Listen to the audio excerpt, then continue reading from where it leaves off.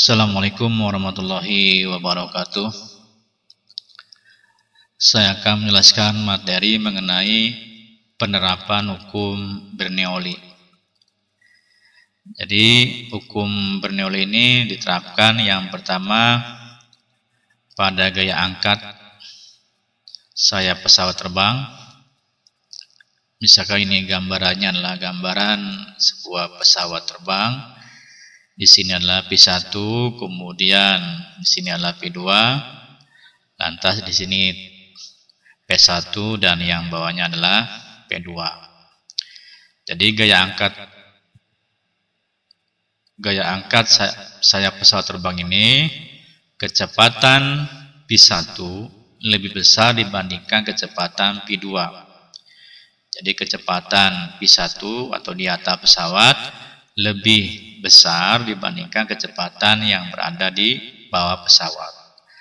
Sehingga tekanannya akan menjadi tekanan pada pesawat yang di bawah atau P2 lebih besar dibandingkan tekanan pesawat yang berada di atas pesawat. Jadi tekanan di bawah pesawat atau P2 lebih besar dibandingkan tekanan yang berada di atas pesawat. Jadi ini gaya angkat sayap pesawat terbang. Jadi kecepatan di atas pesawat atau P1 lebih besar dibandingkan kecepatan di bawah pesawat, sehingga akibatnya pesawat bisa terbang karena P2-nya lebih besar dibandingkan P1.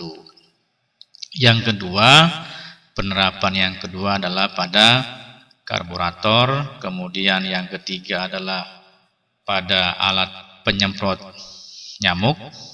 Kemudian yang ketiga tabung Venturi. Yang kelima adalah tabung Pitot. Jadi ini adalah aplikasi atau penerapan dari hukum Bernoulli. Jadi karburator, alat penyemprot nyamuk, kemudian tabung Venturi, tabung Pitot, dan yang keenam adalah prinsip Torricelli. Pada prinsip Torricelli ini ada rumusan. Ini gambarannya. Misalkan di sini ada sebuah toren. Ini ada sebuah toren. Pada toren ini ada lubangnya nih. Ada lubangnya. Misalkan toren ini berisi penuh. Jadi kita simpulkan H1. H1 adalah tinggi permukaan toren. Jadi H1 adalah tinggi permukaan air toren dari atas sampai bawah, sedangkan H2 adalah tinggi kebocoran atau lubang dari lubang sampai ke bawah, kita simpulkan dengan H2. Jadi H2 adalah tinggi kebocoran toren atau lubang ke dasar toren, sedangkan H1 adalah tinggi permukaan air sampai dasar toren. Maka di sini ada beberapa rumusan. Yang pertama adalah kecepatan air nih, kecepatan air keluar.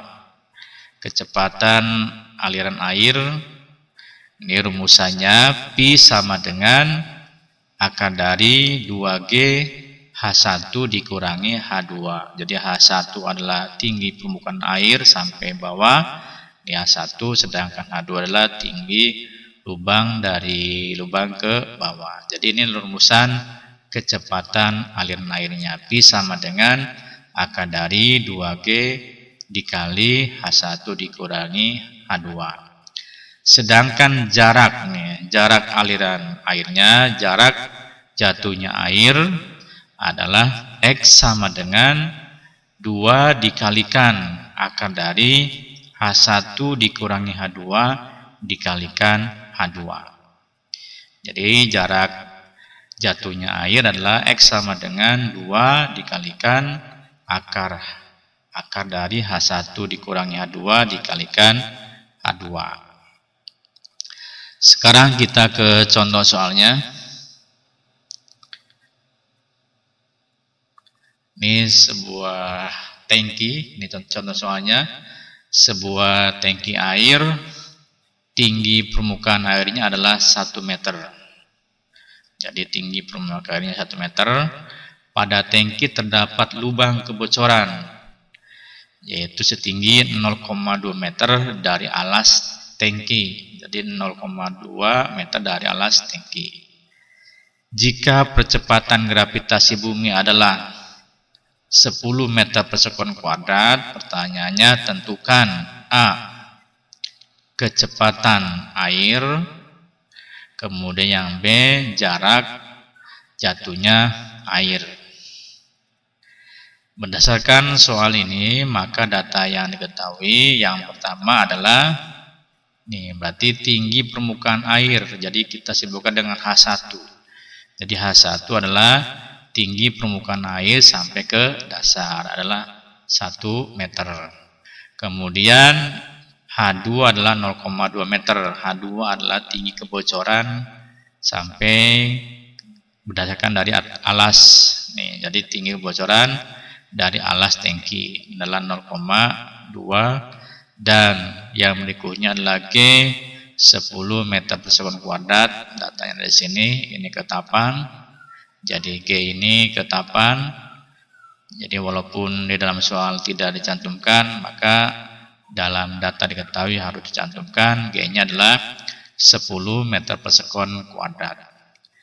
Yang ditanyakan adalah yang A, berapakah pi kecepatan airnya, yang B adalah berapakah jarak jatuhnya air. Maka kita jawab yang bagian A adalah berapa kecepatannya. Maka rumusannya adalah pi sama dengan akar dari 2G dikalikan H1 dikurangi H2. Maka dari data yang diketahui kita masukkan ke dalam rumusan yang ini. Diketahui G-nya adalah 10, H1-nya adalah 1, H2-nya adalah 0,2. Lantas langkah berikutnya ini tetap 2, ini 10,2, yang ini 1 dikurangi 0,2 hasilnya adalah 0,8. Lantas 16 ini adalah hasil dari perkalian 2 kali 10 20, 20 dikalikan 0,8 hasilnya 16. Sehingga akar dari 16 adalah 4. Sehingga kecepatan aliran airnya adalah sebesar 4 meter per sekon. Lantas kita jawab yang bagian B adalah mengenai jarak jatuhnya air. Jadi yang B jarak jatuhnya air, maka rumusannya adalah X sama dengan 2 dikalikan akar dari H1 dikurangi H2 dikalikan H2. Ini rumusannya. Maka dari data yang diketahui kita masukkan ke dalam rumusan yang ini.